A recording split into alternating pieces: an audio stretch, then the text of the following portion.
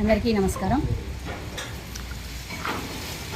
ఏదైతే గత నెల జూలై 31వ తేదీన మున్సిపల్ కౌన్సిల్ సమావేశం నిర్వహించుకోవడం జరిగింది. మరి ఆ సమావేశంలో మరి ఏదైతే జైత్యాల బస్టాండ్ సమీపంలో బస్టాండ్ నిర్మాణం కోసం గత ప్రభుత్వ హయాంలో 2017లో మరి 20 ఎకరాల 20 గుంటల స్థలాన్ని మరి గెజిట్ చేయడం జరిగింది.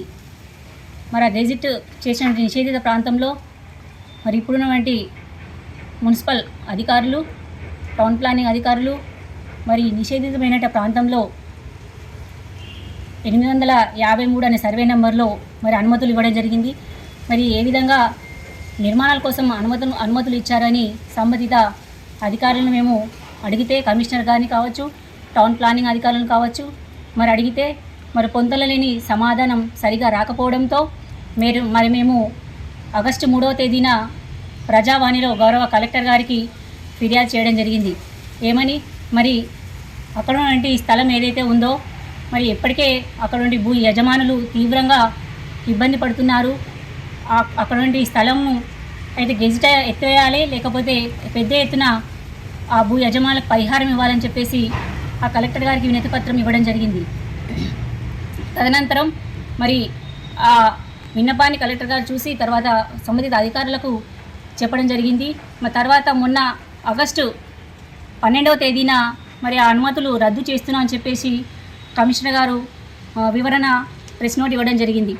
అంటే నిజంగా ఇది చూస్తూ ఉంటే ప్రశ్నిస్తే ఒకలాగా, ప్రశ్నించకపోతే ఒకలాగా, అంటే ఈ విధంగా ప్రజలకు చూస్తే ఒక విధంగా అర్థమవుతుంది. ఏంటంటే ఈ విధంగా లోపకారి ఒప్పందాలు చేసుకొని ఇంకా ఎన్ని రకాలుగా ఈ విధంగా ప్రజలను ఇబ్బంది పెడుతున్నారు అని స్పష్టంగా అర్థమవుతుంది. ఎందుకంటే మేము ప్రశ్నిస్తే ఈ విధంగా కలెక్టర్ గారు ఫిర్యాదు చేస్తే పర్మిషన్లు రద్దు చేసేరు, అదే ప్రశ్నించకపోతే సాఫీగా జరిగిపోయేది, ఏవో ఒప్పందాలు చేసుకొని జరిగిపోయేది. మేము గతంలో మున్సిపల్ చైర్మన్గా చేసినప్పుడు ఎన్నో ఈ విధంగా ఎలాంటి ఇబ్బందులు జరగకుండా పారదర్శకంగా పరిపాలన చేయడం జరిగింది. మరి ఇప్పుడు చూస్తామంటే అక్రమాలకు ఒక అడ్డాగా మున్సిపల్ పాలకవర్గం కావచ్చు, అక్కడ అధికారులు కావచ్చు వెళ్ళడం జరుగుతుంది.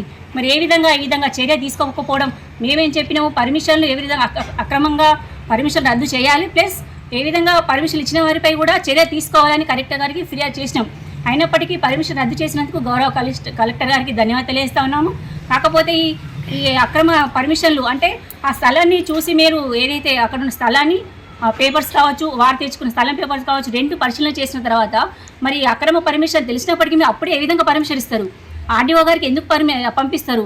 అంటే తెలుసు అది తప్పు చర్య అని తెలిసినప్పటికీ పంపించి తర్వాత ఈ విధంగా సతిపుచ్చుకోవడం, తర్వాత ఏవేదో అమ్యాలు జరగడం, ఇవన్నీ జరిగిపోయినప్పటికీ మరి సంబంధిత అధికారులపై చర్య తీసుకోకపోవడం ఏ విధంగా తప్పు చర్య? సంబంధిత టౌన్ ప్లానింగ్ అధికారులపై కమిషనర్ గారు చర్య తీసుకోవాలి.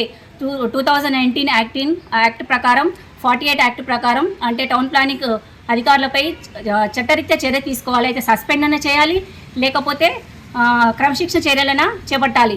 ఈ విధంగా ఏది చేయకుండా ఈ విధంగా ఒక పర్మిషన్లు రద్దు చేసామని చెప్పడం ఏ విధంగా ఈ సమంజసం కాదు. అదేవిధంగా గౌరవ స్థానిక ఎమ్మెల్యే ప్రభుత్వ ఆది శ్రీనివాస్ గారు కూడా స్పందించాలి ఈ విషయమై. ఎందుకంటే దాదాపు ఆ గెజిట్ ఉన్న ప్రాంతం దాదాపు ఇప్పటికీ 9 సంవత్సరాలు అవుతుంది. అక్కడ భూ యజమానులు అమ్ముకోలేక నానా అవస్థలు పడుతున్నారు. అంటే ఎక్కడి నుంచో వచ్చి వాళ్ళు ఇక్కడ ప్రాంతంలో భూమి కొనుగోలు చేసుకొని వాళ్ళ ఎన్నో ఆర్థిక ఇబ్బందులు పడుతున్నప్పటికీ, ఇన్ని సంవత్సరాలు వేచి చూస్తున్నప్పటికీ వాళ్ళకు ఎటువంటి పరిహారం రాకపోగా ఈ విధంగా నానా ఇబ్బందులు, అంటే తెలిసిన వాళ్ళకే పర్మిషన్లు ఇచ్చుకుంటూ పోతే ఏ విధంగా సమంజసం కాబట్టి గౌరవ స్థానిక ఎమ్మెల్యే గారు దీనిపై స్పందించాలి. అయితే గెజిట్ అనే ఎత్తివేయాలి, లేకపోతే పెద్ద ఎత్తున వారికి పరిహారం అన్న చెల్లించాలి. ఈ విధంగా అక్రమాలు చేస్తూ పోతా ఉంటే ఎవరు ఇక్కడ ఊరుకునే పరిస్థితి లేదు. ఇంకా కూడా 2-3 అక్రమ పర్మిషన్లు కూడా ఉన్నాయి. దాన్ని కూడా త్వరలో మేము ప్రజల ముందుకు, ప్రెస్ ముందుకు తీసుకువస్తాము. కాబట్టి ఏదేమైనప్పటికీ ప్రజల పక్షాన, బీఆర్ఎస్ పార్టీ పక్షాన మేము ఎప్పటికీ ఈ విధంగా పోరాటం చేస్తాము. బాధితుల పక్షాన నిలదీస్తాము. ఏవైతే టౌన్ ప్లానింగ్ అధికారులు ఉన్నారో వారిపైన క్రమశిక్షణ చర్యలు తీసుకోకపోతే, సస్పెండ్ చేయకపోతే పెద్ద ఎత్తున కూడా ప్రజా ఉద్యమం కూడా చేయడం జరుగుతుంది. కాబట్టి త్వరలో కలెక్టర్ గారు కూడా ఫిర్యాదు చేస్తాము. మరి ఏదేమైనప్పటికీ ఈ విధంగా చేయడం ఒక పరిపాలన, ఒక మున్సిపల్ పాలక వర్గం అంటే ఒక జవాబుదారీతనంగా ఉండాలి, ఒక పారదర్శకంగా ఉండాలి. గతంలో మేమైతే ఎప్పుడు కూడా ఈ విధంగా ఇట్లాంటి ఇబ్బందులు ఎవరి పక్షాన కూడా రాలేదు. ఇప్పుడు చూస్తారంటే అక్రమాలకు అడ్డాగా మున్సిపల్ కార్యాలయం నిలయంగా మారుతుంది. కాబట్టి రానున్న రోజుల్లో తగు చర్య తీసుకోకపోతే మాత్రం పెద్ద ఎత్తున ఉద్యమం తప్పని సందర్భంగా తెలియజేస్తా ఉన్నాను.